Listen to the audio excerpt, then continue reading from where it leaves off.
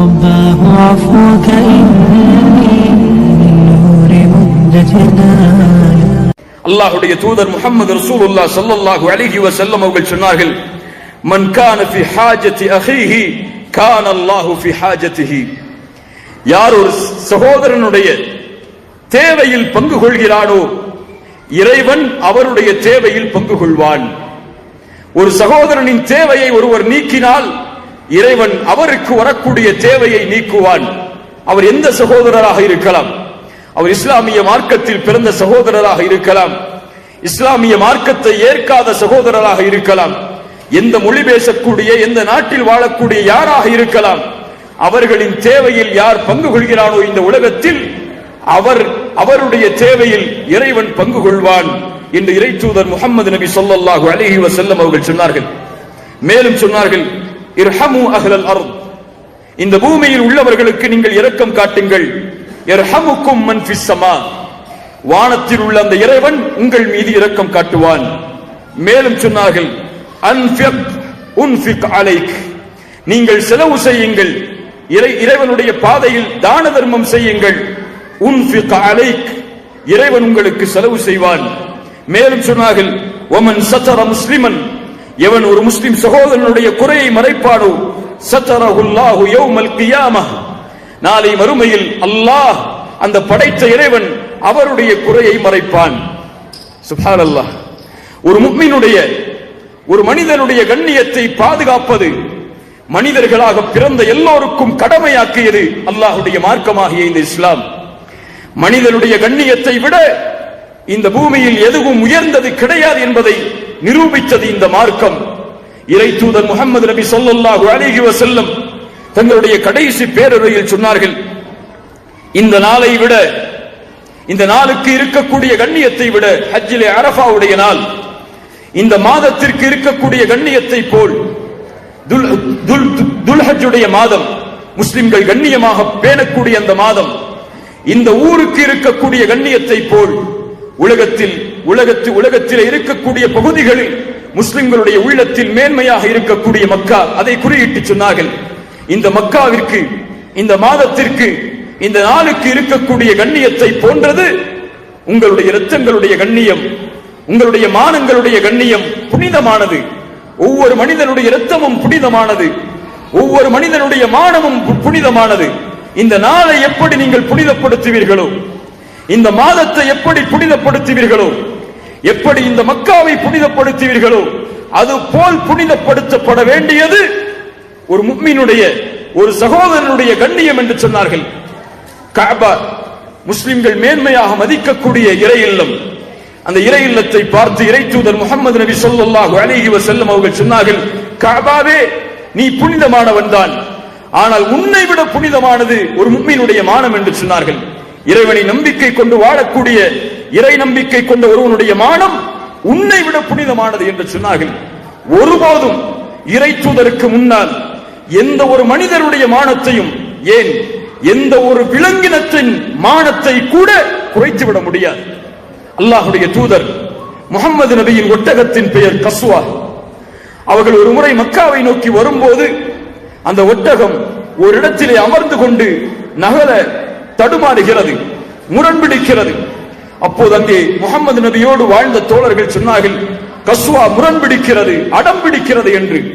முஹம்மது ரசூல் ஸல்லல்லாஹு அலைஹி வஸல்லம் சொன்னார்கள், கஸ்வா ஒருபோதும் முரண்பிடிக்காது, அது அதனுடைய குணம் அல்ல என்று சொன்னார்கள். சுப்ஹானல்லாஹ். ஒரு ஒட்டகத்தின் மானம் குறைக்கப்படும் போது கூட அல்லாஹ்வுடைய தூதர் முஹம்மது ரசூலுல்லாஹ் ஸல்லல்லாஹு அலைஹி வஸல்லம் பொறுத்துக் கொள்ளவில்லை. இன்று பார்க்கிறோம், நாம் எத்தனையோ மனிதர்களை பற்றி பேசக்கூடிய சபைகளில் நாம் அமர்கிறோம்.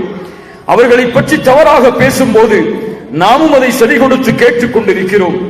அவர்களுடைய மானம் அங்கே கலங்கப்படுத்தும் போது இறை நம்பிக்கை கொண்ட முஸ்லிம் கூட இல்ல, மாஷா அல்லாஹ், அல்லாஹ் பாதுகாத்தவர்களை தவிர அந்த சபையில் அமர்ந்து கொண்டிருக்கிறான்.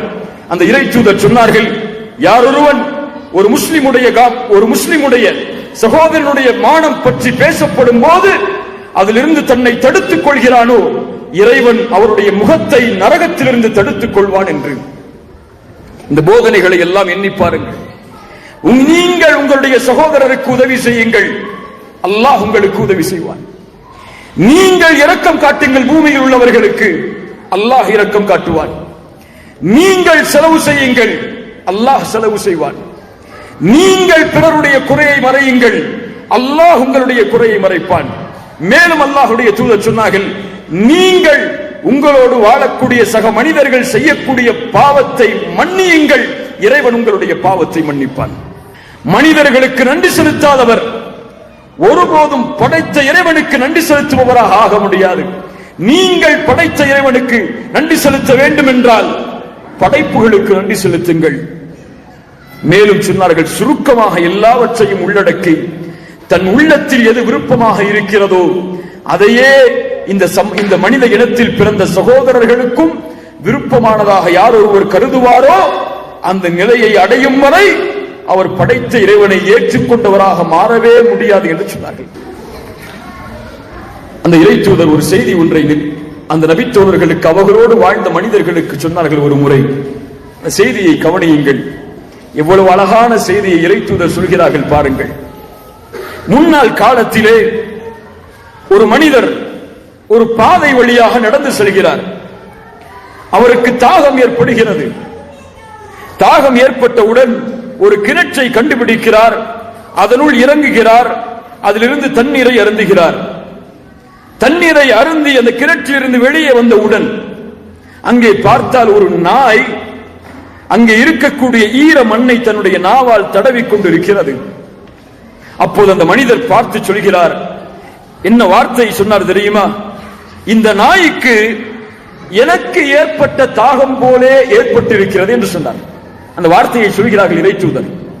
இந்த நாய் நான் அடைந்த தாகத்தை இந்த நாயும் அடைந்திருக்கிறது என்று கூறி மீண்டும் அந்த கிணற்றில் அவர் இறங்கி தண்ணீரை தன்னுடைய காலுறையில் எடுத்து அந்த நாய்க்கு மேலே வந்து குடிக்க கொடுத்தார் என்று சொன்னார்கள். சொல்லிவிட்டு சொன்னார்கள், அவர் இந்த செயலை செய்ததால்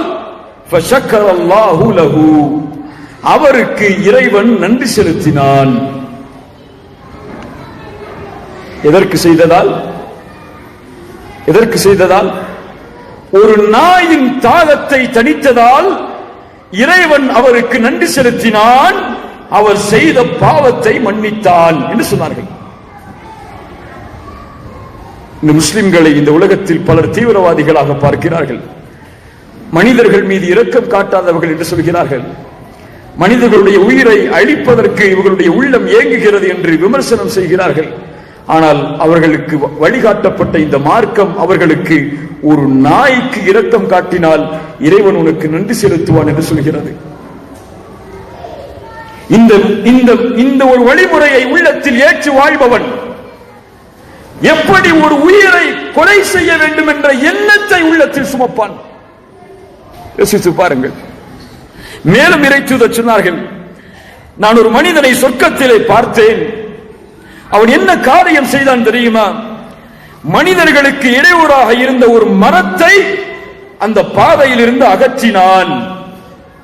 அதனால் இறைவன் அவருக்கு சொர்க்கத்தை வழங்கினான் என்று சொன்னார்கள். மேலும் சொன்னார்கள், ஒரு மனிதன் பாதை வழியாக நடந்து சென்றான். நடந்து செல்லும் போது மக்களுக்கு இடையூறாக ஒரு முள் இருந்தது. ஒரு முள் இருந்தது. அந்த முள்ளை தன்னுடைய கையால் எடுத்து ஓரத்தில் வைத்தான். அந்த நபி அல்லாஹ்வுடைய தூதர் மேலும் சொன்னார்கள், ஃபஷக்கரல்லாஹு லஹு ஃபகஃபர லஹு, இறைவன் அவருக்கு நன்றி செலுத்தினான், கூலியை கொடுத்தான், அவரை மன்னித்தான் என்று. அல்லாஹ் அக்பர். படைப்புகளுக்கு ஒருவன் உதவி செய்யாமல், படைப்புகளுக்கு ஒருவன் சேவை செய்யாமல், படைப்புகளுக்கு பலனுள்ளவனாக வாழாமல், இந்த இரக்கத்தின் குணத்தை உள்ளத்திலே சுமக்காமல் ஒருபோதும் படைத்தவனின் திருப்தியை, படைத்தவனின் சேவையை, படைத்தவனுக்கு சேவை செய்வதை அவன் உள்ளத்தில் எண்ணிக்கூட பார்க்க முடியாது. இந்த மார்க்கத்தை பின்பற்றி வாழ்பவர் தன் பிள்ளைக்கு இரக்கம் காட்டினால் கூட அந்த இரக்கத்திற்கு படைத்த இறைவன் கொடுக்கக்கூடிய கூலி சொர்க்கம். யாருக்கு இரக்கம் காட்டினால்?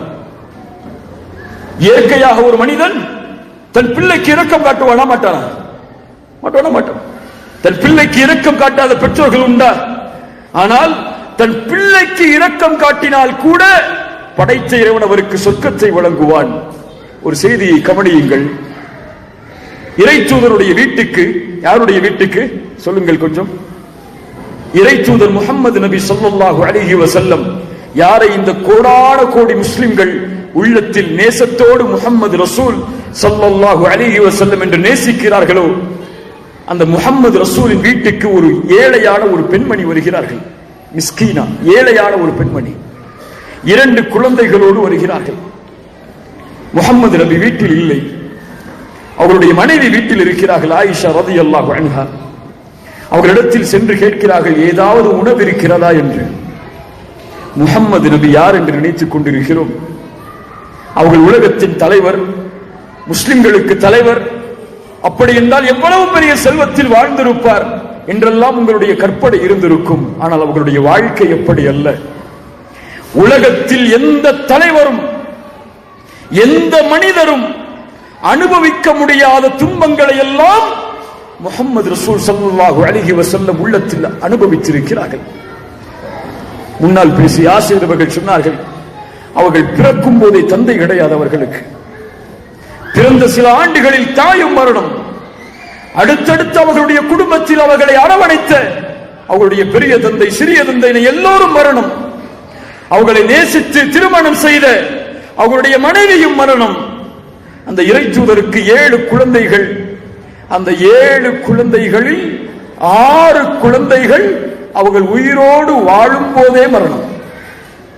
அவர்களுடைய மனைவியையும் 6 குழந்தைகளையும் தன்னுடைய கரத்தால் கபரில் இறங்கி அடக்கம் செய்திருக்கிறார்கள், மண்ணறையில் இறங்கி அடக்கம் செய்திருக்கிறார்கள். ஒரு குழந்தையின் இழப்பை நம்முடைய உலக வாழ்வில் எம்மால் தாங்க முடியுமா? ஆனால் இவ்வளவு இழப்புகளையும் தாங்கி இருக்கிறார்கள். செல்வத்தோடு நிம்மதியான வாழ்வில் இன்று ஒரு அடித்தட்ட மட்டில் வாழக்கூடிய மனிதனுடைய வருமானத்தை, செல்வத்தை போன்று கூட முஹம்மது நபியுடைய வீட்டில் கிடையாது. அவர்கள் படுத்தால் அந்த படுக்கையுடைய அடையாளங்கள் அவர்களுடைய முதுகில் தெரியும். ஒரு முறை ஒரு தோழர் ஓடி வருகிறார், இறை தூதரே, எங்களுடைய பசியை நீங்கள் பார்க்கவில்லையா என்று தன்னுடைய ஆடையை உயர்த்தி காண்பிக்கிறார். அவருடைய வயிற்றில் ஒரு கல் கட்டப்பட்டிருந்தது. பசியை உணரக்கூடாது என்பதற்காக ஒரு பாரமான கல்லை அந்த நபித்தோழர் வயிற்றில் கட்டி இருக்கிறார். இறை தூதர் முஹம்மது ரசூல் ஸல்லல்லாஹு அலைஹி வஸல்லம் அவர்கள் தன்னுடைய ஆடையை உயர்த்தி காண்பித்தார்கள். 2 கல் கட்டப்பட்டிருந்தது.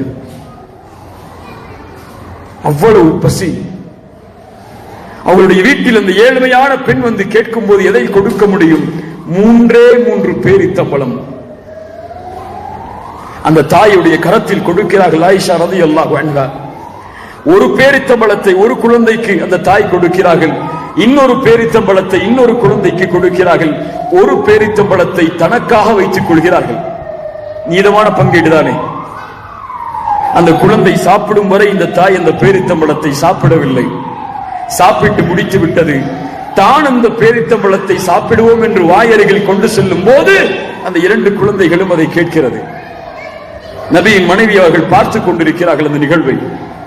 உடனே தாய் இரக்கம் கொண்டு அந்த 2 பேரித்தம்பழங்களையும் பிளந்து ஒரு பகுதியை இந்த குழந்தைக்கும் இன்னொரு பகுதியை இன்னொரு குழந்தைக்கும் கொடுத்து விட்டு பசியோடு திரும்பி செல்கிறார்கள். இறை தூதர் வந்தவுடன் அவர்களுடைய மனைவி சொன்னார்கள், இப்படி ஒரு பெண்ணை சந்தித்தேன், அந்த பெண்ணுடைய செயல் என்னை ஆச்சரியப்படுத்தியது என்று. தன் குழந்தைக்கு இரக்கம் காட்டிய அந்த பெண்ணை பற்றி இறை தூதர் சொன்னார்கள், இன்னல்லாஹ கத் அவுஜப லஹா பிஹல் ஜன்னah. அந்த தாய்க்கு அல்லாஹ் இறைவன் சொர்க்கத்தை கட்டாயமாக்கி விட்டான் என்று. எதற்காக? நாம் எண்ணிக்கொண்டிருக்கிறோம் எப்படி தொழுதால் தான் சொர்க்கம் போக முடியும் என்று, ஜகாத்தை கொடுத்தால் தான் சொர்க்கம் போக முடியும் என்று, ஹஜ்ஜை செய்தால் தான் சொர்க்கம் போக முடியும் என்று, பள்ளிவாசலிலேயே இருந்தால் தான் சொர்க்கம் போக முடியும் என்று.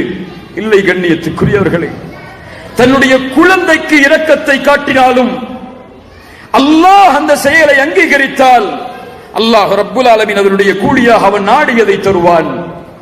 இதைத்தான் அல்லாஹுடைய மார்க்கம் சொல்லுகிறது, மனிதர்களுக்கு பலனுள்ளவனாக வாழ், இறைவன் உன்னை நேசிப்பான் என்று. அஹப்புன் நாஸ் இலல்லாஹ், அல்லாஹ்விடத்திலே நேசத்திற்குரியவர் படைப்புகளுக்கு பலனுள்ளவராக வாழக்கூடியவர். கண்ணியத்துக்குரியவர்களே, எவ்வளவு பெரிய அழகை நாம் புதைத்து வைத்திருக்கிறோம் பாருங்கள். உண்மையில் சொல்ல போனால் இந்த அழகு இன்று முஸ்லிம்களால் கூட மறைக்கப்படுகிறது. முஸ்லிம்களில் பலரும் தங்களுடைய வாழ்வில் இந்த மார்க்கத்தை செயல்படுத்துவதற்கு தயங்குகிறார்கள் அல்லது தாமதப்படுத்துகிறார்கள். நீதியின் மார்க்கம் இது, நேர்மையின் மார்க்கம் இது, கண்ணியத்தின் மார்க்கம் இது. இறை தூதர் சொன்னார்கள், அநீதம் செய்பவனுக்கும் அநீதம் செய்யப்படுபவனுக்கும் உதவி செய்யுங்கள் என்று. நபித்தோழர்கள் கேட்டார்கள், இறை தூதரே, அநீதம் செய்யப்பட்டவனுக்கு உதவி செய்யலாம், அநீதம் செய்பவனுக்கு எப்படி உதவி செய்வது? சொன்னார்கள், அநீதம் அவன் செய்யும் போது அவனுடைய கரத்தை அநீதம் செய்ய விடாமல் தடுப்பது அவனுக்கு நீ செய்யக்கூடிய உதவி என்று சொன்னார்கள். இறை தூதர் அவர்கள் இந்த நீதியை இஸ்லாமிய மார்க்கம் அவர்களுக்கு 40 வயதில் கிடைத்ததற்கு பிறகு செயல்படுத்தவில்லை, அவர்களுக்கு கிடைப்பதற்கு முன்னாலும் செயல்படுத்தினார்கள். அவர்கள் நபியாக ஆகுவதற்கு முன்னாலும் அவர்கள் அல் அமீன், அவர்கள் நபியாக ஆகுவதற்கு முன்னாலும் அவர்கள் அஸ்ஸாதிக், உண்மையாளர், நேர்மையாளர், நீதியாளர். ஒரு முறை மக்காவில் ஒரு நிகழ்வு நடக்கிறது. யமன் தேசத்திலிருந்து ஒருவர் வருகிறார்.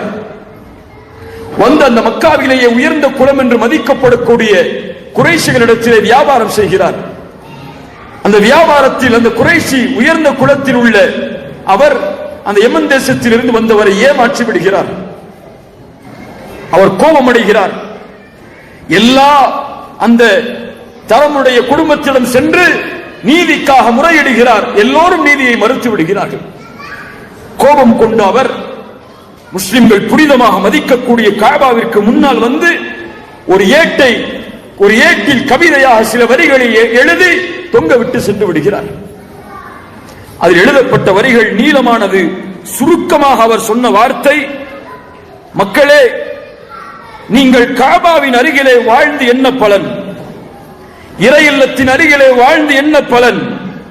கண்ணியம் என்பது, மதிப்பு என்பது நீங்கள் வாழக்கூடிய இடத்தை பொறுத்தல்ல, நீங்கள் நடந்து கொள்ளக்கூடிய முறையை பொறுத்துதான். உண்மையான வார்த்தை தான். கண்ணியம் என்பது நீங்கள் வாழக்கூடிய இடத்தை பொறுத்தல்ல, நீங்கள் நடந்து கொள்ளக்கூடிய முறையை பொறுத்துதான் என்று எழுதிவிட்டு சென்று விடுகிறார். இதை பார்த்தவுடன் அந்த குடும்பத்தில் பிறந்த சில தலைவர்களுக்கு உள்ளமெல்லாம் நெருக்கமாகி விடுகிறது. இஸ்லாம் அப்போது வரவில்லை. எல்லோரும் இணை வைப்பில் இருக்கிறார்கள். அந்த நேரத்திலே இந்த குறைஷி தலைவர்களில் சிலர் எல்லோரையும் அப்துல்லா இப்னு ஜுத்ஆன் என்ற ஒரு நபித்தோழருடைய ஒரு மனிதருடைய அப்துல்லா இப்னு ஜுத்ஆன் என்ற ஒரு மனிதருடைய வீட்டில் ஒன்று கூட்டுகிறார்கள். எல்லா தலைவர்களும் ஒன்று கூட்டுகிறார்கள். எல்லா தலைவர்களும் ஒன்று கூடி இருக்கும் போது 20 வயது அல்லது 21 வயதை அடைந்த ரசூலுல்லாஹி ஸல்லல்லாஹு அலைஹி வஸல்லம் அந்த முஹம்மது நபியும் அந்த சபையில் ஒன்று கூடுகிறார்கள் நீதத்திற்காக. எல்லோரும் உடன்படிக்கை செய்கிறார்கள், இனி யாரும் அநீதம் இழைக்க கூடாது. வியாபாரத்தில் யாருக்கான நீதம் குறைஷிகளிடத்திலே முன்வைக்கப்பட்டாலும் அவர்களுக்காக எல்லோரும் சேர்ந்து குரல் கொடுப்போம் என்று ஹெல்ஃபுல் ஃபுதூல் என்று சொல்லக்கூடிய உடன்படிக்கை நடக்கிறது. இறை தூதர் முஹம்மது ரசூல் ஸல்லல்லாஹு அலைஹி வஸல்லம் தங்களுக்கு நபித்துவம் கிடைத்து அல்லாஹ்வுடைய தூதருடைய செய்தியை உலகத்திற்கு எடுத்து வைத்துக் கொண்டிருக்கக்கூடிய பின்னால் நேரத்தில் சொன்னார்கள், நான் இது போன்று அப்துல்லா இப்னு ஜுத்ஆன் என்ற மனிதருடைய வீட்டில் நடந்த உடன்படிக்கையில் கலந்து கொண்டேன். அது எனக்கு சிகப்பு ஒட்டகங்கள், உயர்ந்தரமான வாகனம் அது அந்த காலத்தில், அது கிடைப்பதை விடவும் விருப்பமானது. நான் இப்போது அந்த குறைஷிகள் அவர்கள் என்னை அது போன்ற உடன்படிக்கைக்கு அழைத்தாலும் அதில் நான் பங்கு கொள்வேன் என்று சொன்னார்கள்.